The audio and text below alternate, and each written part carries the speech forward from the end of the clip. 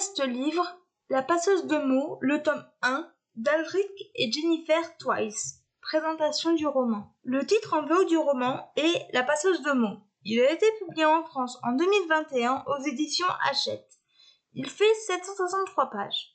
Je lui ai mis la note de 6,5 sur 10 et le conseille aux lecteurs aimant la littérature de l'imaginaire. 4e de couverture. Dans le royaume de Hélios, les mots ont un pouvoir, celui de créer, d'équilibrer, puis de détruire le monde. Lorsqu'on les prononce, aucun retour en arrière n'est possible. Aria, une jeune fille de la capitale, est passionnée de livres. Elle en dévore chaque mot, mais elle est loin de se douter qu'elle est la clé pour sauver son royaume, le seul qui restreint l'utilisation de la magie grâce à un traité. Un traité qui ne plaît pas aux rebelles, prêts à tout pour l'éradiquer. À l'aube des changements qui s'annoncent, les mots se réveillent pour établir l'ordre dans le chaos, la vérité dans l'illusion. Ils attendent leur appel, celui de la passeuse de mots. Ce que j'ai pensé de ce premier tome. J'ai lu ce roman grâce à l'enthousiasme de mon ami Voyage sur un mot. Je vous mettrai le lien de son blog dans la barre d'infos.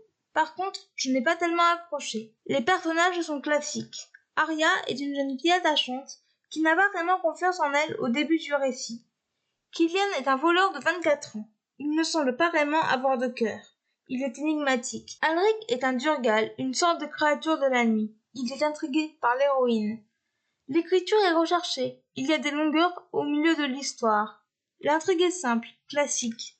La fin est bien, mais elle ne me donne pas vraiment envie de connaître la suite. La couverture est sublime. En bref, une lecture mitigée. Extrait du livre. Ta nature n'est pas d'être vertueuse ou irréprochable.